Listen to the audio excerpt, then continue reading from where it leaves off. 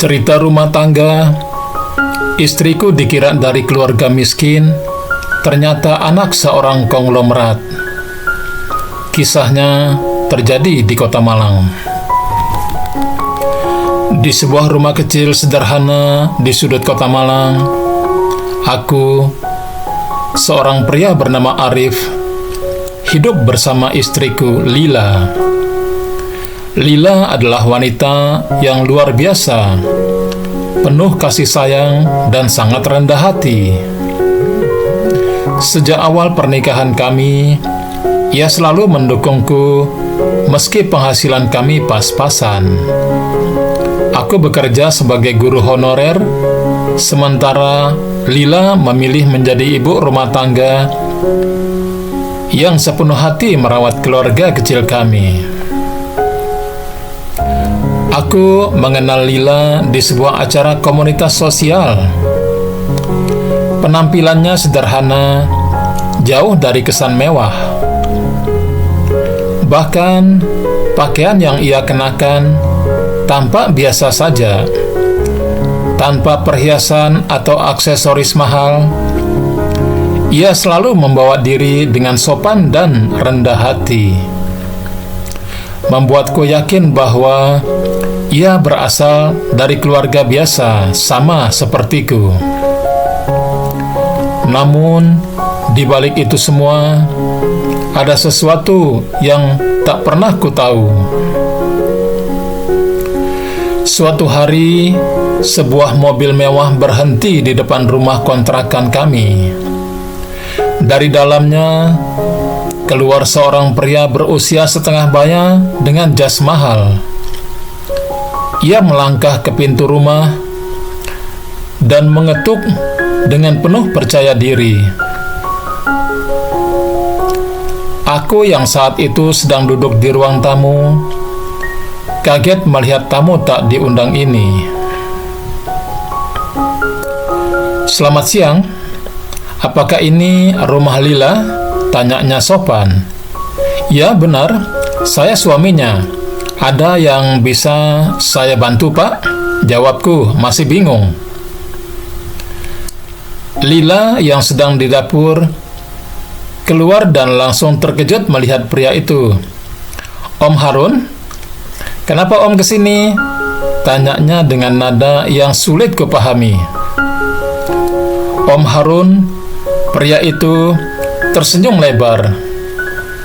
"Lila, sudah cukup lama kamu hidup seperti ini. Papa dan Mama ingin kamu pulang. Mereka sangat merindukanmu." Aku melongo. "Papa? Mama? Apa maksudnya?" Aku menatap Lila dengan penuh tanda tanya. Lila akhirnya menghela napas panjang. Ia menatapku dengan mata yang berkaca-kaca. "Mas Arif, maaf aku tidak pernah cerita. Aku sebenarnya bukan berasal dari keluarga sederhana seperti yang kamu kira. Aku anak bungsu dari keluarga hartawan, salah satu konglomerat di Surabaya. Tapi aku memilih meninggalkan semua itu karena aku ingin hidup sederhana, jauh dari tekanan keluarga." Aku hampir tak percaya dengan apa yang baru saja aku dengar. Nama hartawan adalah nama besar di dunia bisnis. Perusahaan mereka ada di mana-mana, dari Malang hingga Jakarta. Dan sekarang, istriku mengaku sebagai bagian dari keluarga itu. "Lila, kenapa kamu tidak pernah cerita? Apa kamu tidak percaya padaku?" tanyaku, campur aduk antara bingung dan terluka. "Bukan begitu, Mas.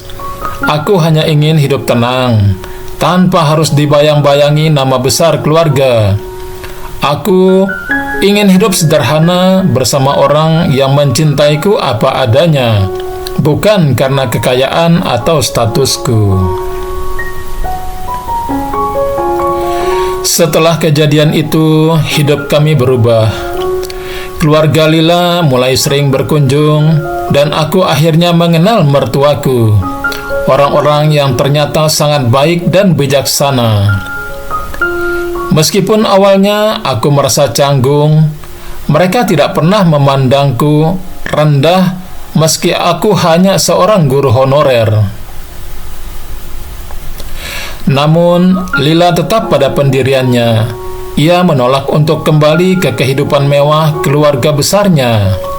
Bahkan, ia terus mendukungku dalam pekerjaanku, membantu mencari cara agar aku bisa membuka bimbingan belajar sendiri.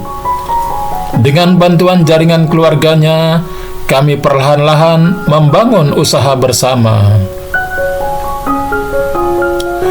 Dari kejadian itu, aku belajar satu hal.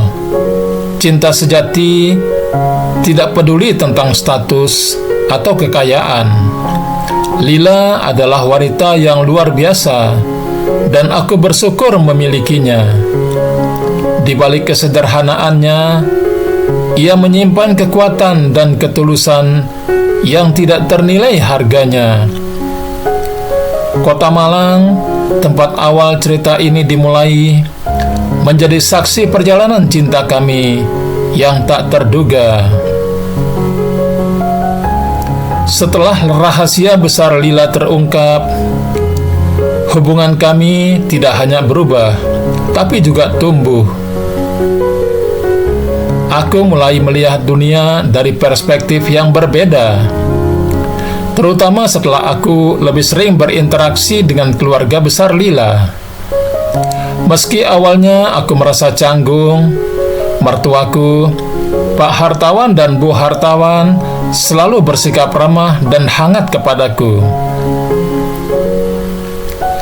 Namun, hidup tidak sepenuhnya mulus. Suatu hari, Pak Hartawan mengajakku berbicara empat mata di sebuah kafe di pusat kota Malang. "Arif, saya tahu kamu pria baik. Kamu mencintai Lila dengan tulus. Dan itu yang terpenting bagi saya," katanya sambil menyeruput kopinya. "Tapi, kamu juga harus paham, sebagai suami Lila, kamu sekarang menjadi bagian dari keluarga kami. Cepat atau lambat, kamu perlu siap menghadapi dunia kami." Aku menatapnya dengan bingung. "Maksud Bapak, dunia bisnis?" Pak Hartawan mengangguk. "Betul. Saya tidak meminta kamu meninggalkan pekerjaanmu sebagai guru, karena itu panggilan jiwamu. Tapi, saya ingin kamu belajar sedikit demi sedikit tentang bisnis keluarga. Jika suatu saat Lila membutuhkan dukunganmu, kamu sudah siap." Aku terdiam. Rasanya seperti beban berat tiba-tiba diletakkan di pundakku. Selama ini, aku hanya seorang guru sederhana yang mengajar anak-anak di sekolah kecil. Memikirkan dunia bisnis yang penuh tekanan membuatku ragu. Namun, aku tahu, ini bukan hanya tentang aku. Ini tentang Lila, tentang keluarga yang kini menjadi bagian dari hidupku. Dengan berat hati, aku menyetujui permintaan Pak Hartawan. Beberapa minggu setelah percakapan itu, aku mulai mengikuti kursus singkat tentang manajemen bisnis. Lila, seperti biasa, selalu ada di sisiku, memberikan dukungan dan semangat. "Mas, jangan terlalu keras pada diri sendiri," katanya suatu malam ketika aku hampir frustrasi dengan tugas-tugas dari kursusku. "Papa tidak mengharapkan kamu menjadi ahli dalam semalam. Dia hanya ingin kamu paham dasar-dasarnya agar kamu bisa mendukungku jika aku nanti harus mengambil alih bisnis keluarga." Aku menatapnya. Tapi aku merasa seperti masuk ke dunia yang bukan milikku, Lila. Dunia ini terlalu besar untukku. Lila menggenggam tanganku erat. Mas, aku mencintaimu karena siapa dirimu, bukan karena apa yang bisa kamu lakukan. Aku tahu kamu mampu, dan kita akan melewati ini bersama-sama. Kata-katanya memberiku kekuatan. Meski berat, aku terus belajar. Di sisi lain, keluarga hartawan juga menghadapi masalah besar. Salah satu perusahaan cabang mereka di Malang terancam bangkrut karena kesalahan manajemen. Pak hartawan terlihat stres, dan Bu hartawan bahkan sempat jatuh sakit karena khawatir. Melihat kondisi itu, aku dan Lila memutuskan untuk membantu. Dengan bekal yang sudah aku pelajari, aku menawarkan solusi kecil untuk masalah keuangan perusahaan tersebut. Meski sederhana, ideku diterima oleh tim manajemen, dan perlahan bisnis itu mulai stabil kembali. Pak hartawan tampak kagum. Arif, saya tidak menyangka kamu akan secepat ini beradaptasi. Kamu benar-benar pasangan yang tepat untuk Lila. Aku hanya tersenyum. Dalam hati, aku merasa ini semua bukan hanya untuk membuktikan diriku, tapi juga bentuk rasa cintaku pada Lila. Kini hidup kami memasuki babak baru. Meski aku tetap mengajar, aku juga mulai membantu Lila mengelola beberapa aspek kecil dari bisnis keluarganya. Kami tetap tinggal di rumah sederhana kami di Malang, meski kini kami memiliki kemampuan untuk hidup lebih mewah. Bagi kami, kebahagiaan tidak diukur dari besar kecilnya rumah, tapi dari kebersamaan dan cinta yang terus tumbuh. Kehidupan yang dulu sederhana kini penuh tantangan. Tapi aku tahu selama aku dan Lila saling mendukung, tidak ada yang tidak bisa kami hadapi. Di tengah hiruk-pikuk kota Malang, kami menemukan makna baru dalam cinta dan kehidupan.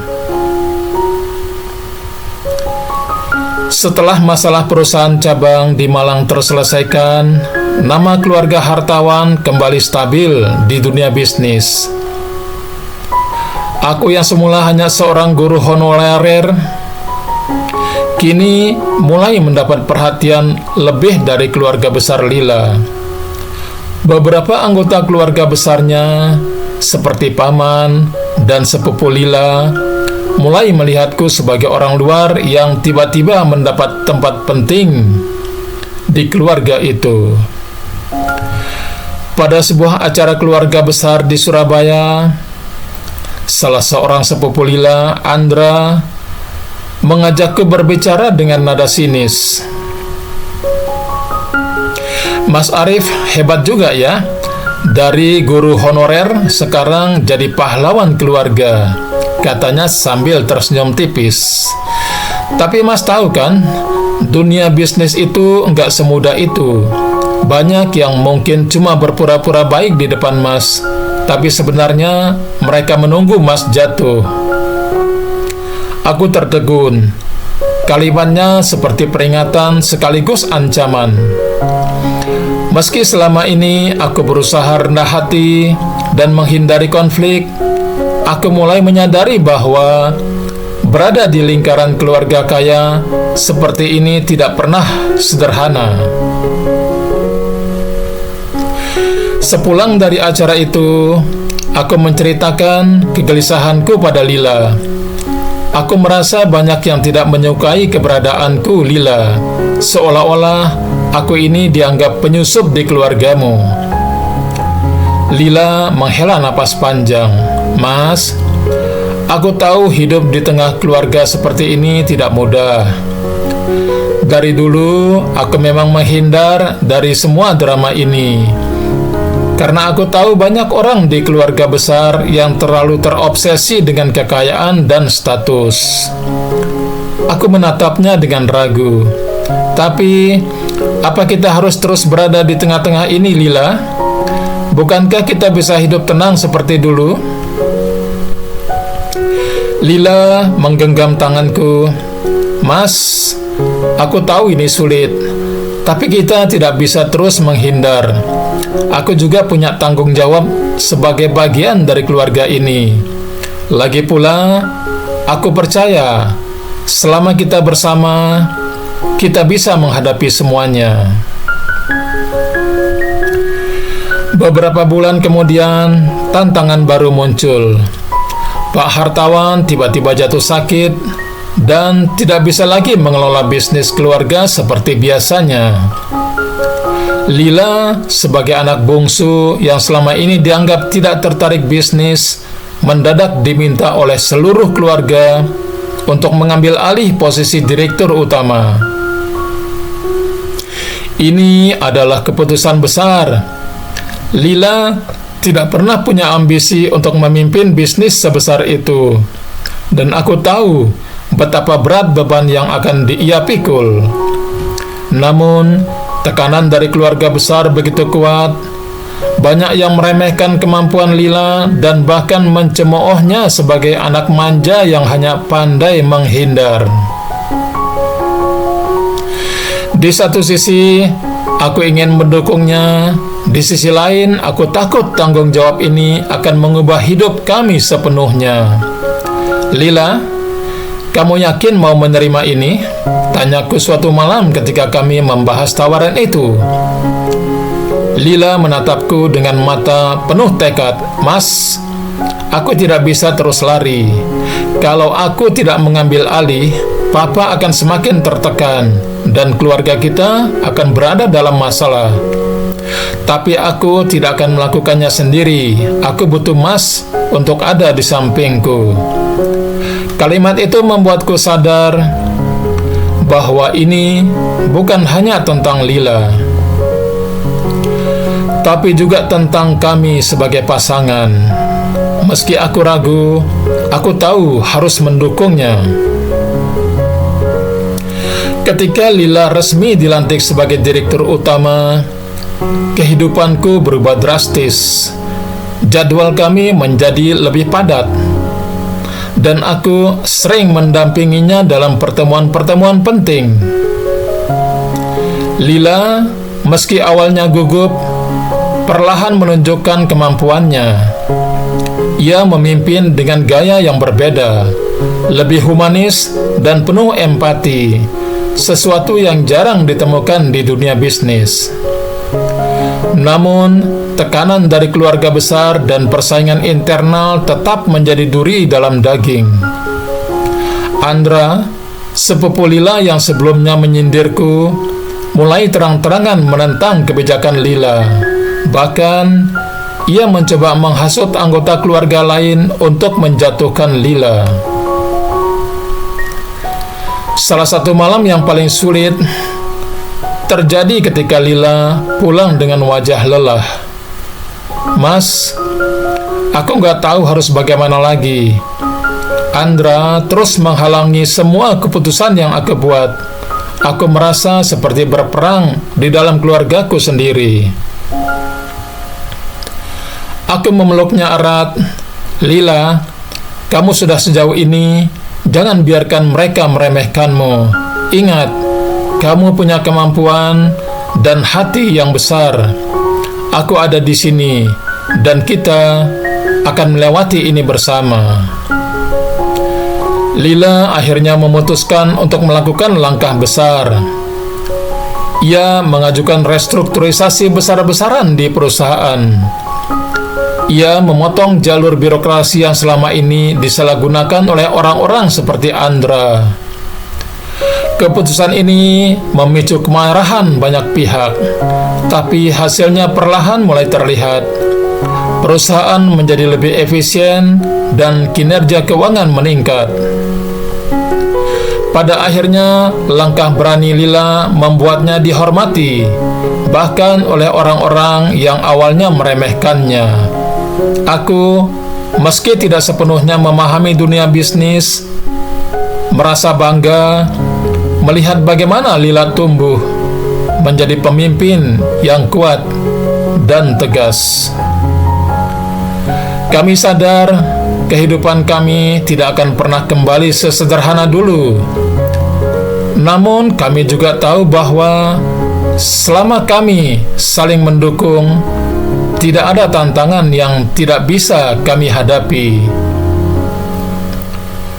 Di tengah gemerlap dunia bisnis dan tekanan keluarga besar, cinta kami tetap menjadi fondasi yang tak tergoyahkan, dan itulah yang membuat kami terus bertahan. Sampai jumpa di cerita berikutnya.